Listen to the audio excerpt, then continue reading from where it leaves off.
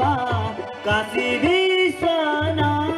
दर्शन करी लावा मिटे जाला सब तुम्हारा पाप। दर्शन करी लावा मिटे जाला सब तुम्हारा पाप। दर्शन करी लावा मिटे जाला सब तुम्हारा पाप। दर्शन करी लावा मिटे जाला सब तुम्हारा पाप। सामने माँ बैठी माता शक्ति को करी लावा ध्यान। सामने माँ बैठी माता सती जी को करी लावा ध्यान। सामने माँ बैठी माता शक्ति को करी लावा ध्यान।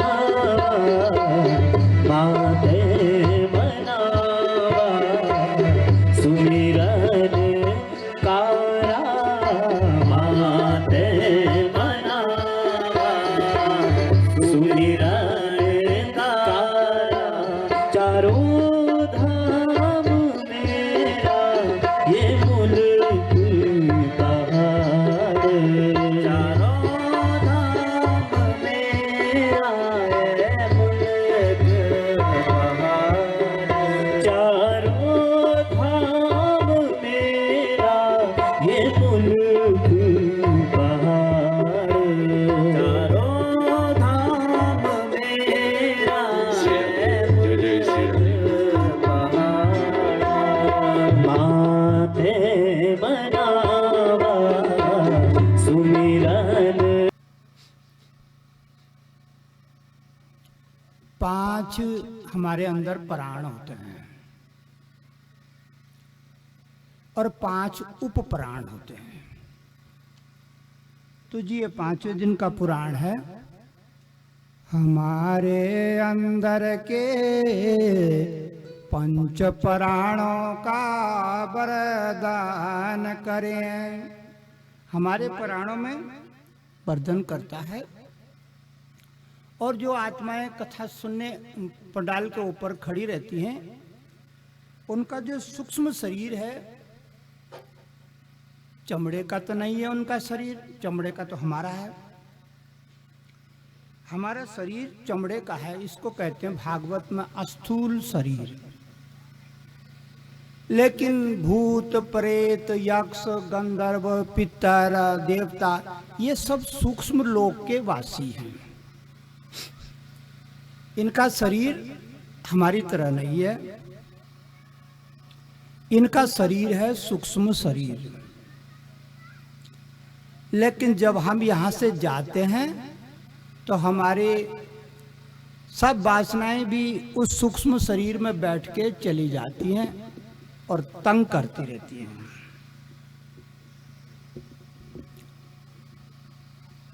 तो आज की जो कथा है उसमें गुरुजी कहते हैं कि 5म दिवस का पुराण हमारे अंदर के 5 प्राणों का वरदान करे।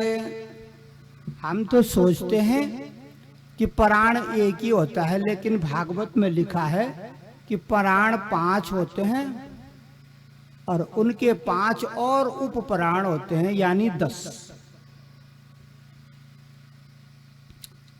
नीचे से ऊपर को आते हैं प्राण। कहां से आते हैं? नीचे से ऊपर को। ऊपर से नीचे बहुत मुश्किल काम है। तो जो सबसे पहला प्राण है हमारे शरीर में, वो मूलाधार पे होता है। उसका नाम है अपान। अपान सबको पता है। जब हम ज्यादा खा लेते हैं तो बम, उस प्राण को अपान बोलते हैं। कहते हैं ना इसका अपान निकल गया। वो पहला प्राण है जो सबसे नीचे के केंद्र पर आधारित होता है। दूसरा थोड़ा ऊपर आ जाता है, थोड़ा नाभि की ओर सरक जाता है।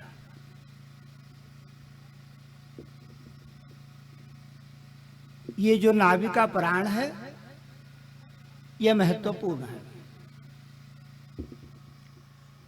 तीसरा प्राण थोड़ा ऊपर खिसक जाता है, छाती में आ जाता है, यहां पे तीसरा प्राण।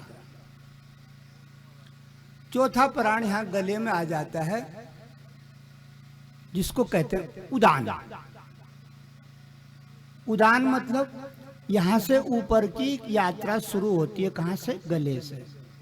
अगर किसी को कुछ जानना होगा तो नीचे से नहीं जानेगा, गले से ऊपर की यात्रा ज्ञान की यात्रा। इसलिए इतने हिस्से को कहते हैं ब्रह्म।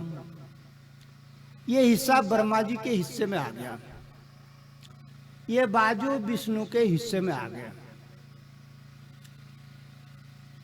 और यहाँ पे उदान प्राण होता है और हमारे कपाल में व्यान प्राण होता है, ठीक कपाल में। इनके 5 थानेदार भी होते हैं, इनके साथ में जुड़े रहते हैं। तो जो आज की कथा है, गुरुजी कहते हैं 5 प्राणों का वर्धन करेंगे। आज हमारे 5 प्राण हमारे भी और सुनने वाले अदृश्य लोक के भी, उनमें बढ़ोतरी हो जाएगी। उनको इस कथा से 5 प्राणों का अनुभव होएगा। जैसे कल की कथा से पितरों को क्या मिलता है? जन्म लेने की प्रेरणा, कि मैं ऐसे ही फजूल में भटक रहा हूं, जगह जगह मंगता बन करके। मैं ऐसा करता हूं कि गुरुजी ने कहा है कि कृष्ण जन्म, मेरे को कृष्ण जन्म लेना चाहिए किसी माँ के गर्भ में जाकर के। अब उस आत्मा को बेचैनी होने लगती है। चौथे दिन क्या होने लगती है? बेचैनी। कहाँ जाऊं, कहाँ जाऊं, कहाँ जाऊं, कहाँ जाऊं, कहाँ जाऊं, भटकने लगता है। और 5वें दिन इतनी तेजी से भटकता है, इसीलिए 5वें दिन की कथा बड़ी महत्व की है।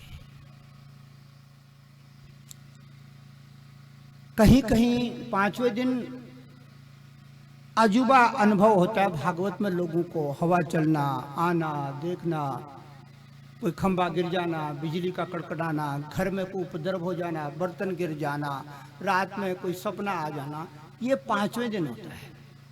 जब चौथे दिन की कथा, बीच की कथा आगे चल जाती है तो 5वें दिन आत्मा को बेचैनी शुरू हो जाती है। क्या करो? गुरुजी की मानो या अपनी मानो?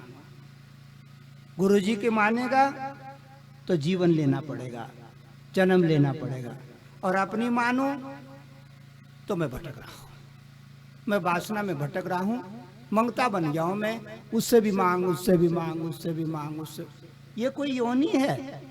ये योनि भूत प्रेत की योनि, मंगता योनि है। दे दे, दे दे, खटाई दे दे, मिठाई दे दे, कपड़ा दे दे, लत्ता दे दे, कुछ तो दे दे। मंगता योनि का नाम है भूत प्रेत की योनि। इसलिए इस मंगता योनि मांग है बस। सबसे पहली सीढ़ी है भूत प्रेत। जब हम इस संसार से जाएंगे, कोई भी हो, तो सीधे कोई देवता नहीं बनता। भागवत में लिखा है सीधे नहीं बनेगा देवता। कुछ दिन, कुछ घटी, कुछ पल, कुछ महीना, जब आत्मा को जलाया जाता है तो आत्मा को 13 दिन तक भटकती रहती है। इसलिए 13वीं करता। ऋषि मुनियों ने गिनती करी है 13 दिन। भाजा बाजा इतना जिद्दी हो जाता है कि वो साल भर तक ही चुप नहीं बैठता, तो इसलिए करते हैं वार्षिक श्राद्ध।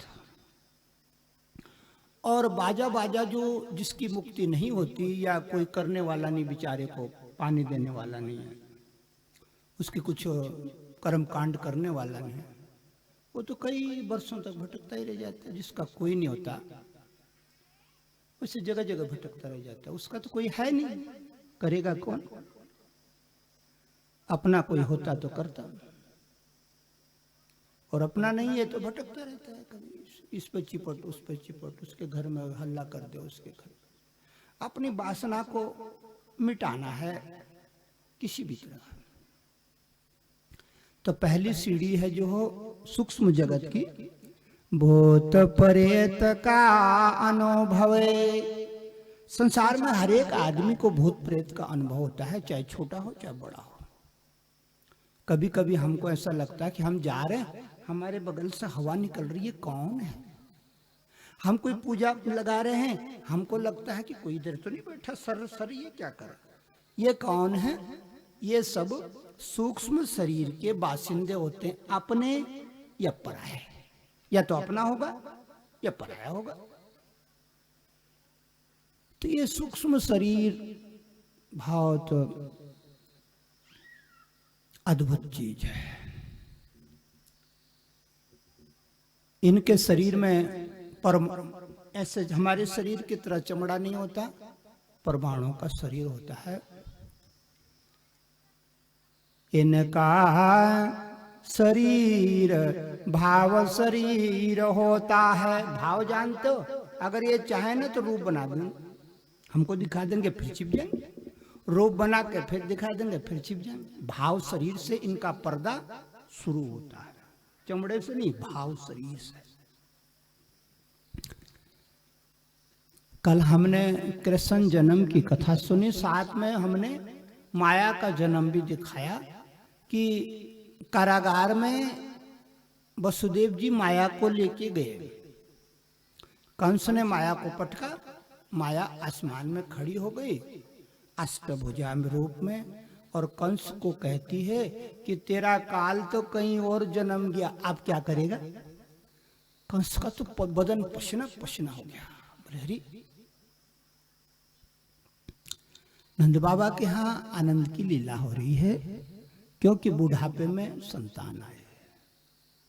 और जब बुढ़ापे में संतान आदमी की आती है तो या तो बहुत ऊंचा आदमी हो जाता है या बहुत नीचा आदमी हो जाता है, दो ही काम होता है।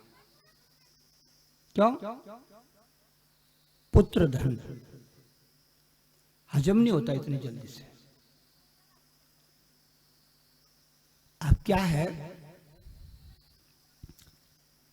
नंद बाबा के यहां जब भगवान आए तो देवियां गीत गाने लगी। क्या कहती हैं? अरे इसके हाथ पांव तो देखो। गोपियां बच्चे के तलवे को देख रही हैं। पांव का जो तलवा होता है ना, पांव के बच्चे के तलवे में निशान बने हुए हैं, शंख के, चक्कर के, कमल के और गदा के। जब बच्चा होता है ना मेरी बहनों, तो हमारी बहनें उसकी टांग के नीचे देखती है, खोद खोद करके क्या है। अगर थोड़ा सा भी निशान मिल गया तो समझना ये बच्चा वेग से। सुखदेव मुनि कहते हैं ये गोपियां झांक रही हैं उसकी तलवे में। क्या कह रही हैं? सुखदेव मुनि कहता है सरे सुख वाच वीक्षा महापुरुष लक्षण। महापुरुष के लक्षण है इसके टांग के नीचे। जरा सा भी कोई निशान मिल जाए ना जिसके बच्चे के पांव के नीचे, तो समझना बड़ भागी है। आपको भी भाग्यशाली कर देगा, अपने आप तो है ही, पर आपको भी क्या कर देगा? भाग्यशाली। गोपियां देख रहे हैं पांव के नीचे। सुखदेव मुनि कह रहे हैं क्या ढूंढ रही हो? क्या ढूंढ रही हो? जी निशान शंख चक्र गदा पद्म का। बोले अगर चार हैं तो एक है महापुरुष लक्षणम। ये महापुरुष का लक्षण लेके पैदा हो गया, ये साधारण बच्चा नहीं है जी, ये साधारण नहीं है, ये तो अजूबा ही पैदा हो गया है। ये चार निशान तो भगवान के हाथ में है।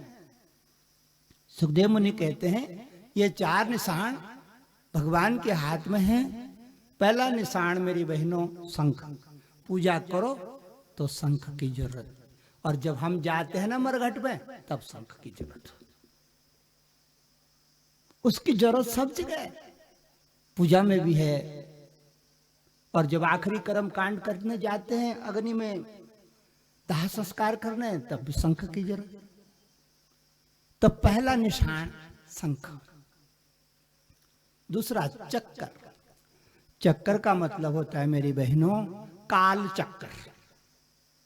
काल घूमता है ना, आज का दिन जाएगा, सूर्य भगवान प्रातः पूरब में निकलेगा, दोपहर में ऊपर, सांझ को नीचे, रात्रि में यहाँ। इस तरह का एक चक्कर बनाता है, काल चक्र।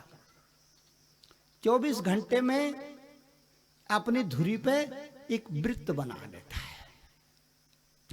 और सवेरे जहां से चला था रात में घूम फिर करके सूरज फिर वहीं आ जाता है। इसको कहते हैं चक्कर, काल का चक्कर। देखो हम सब लोगों को कौन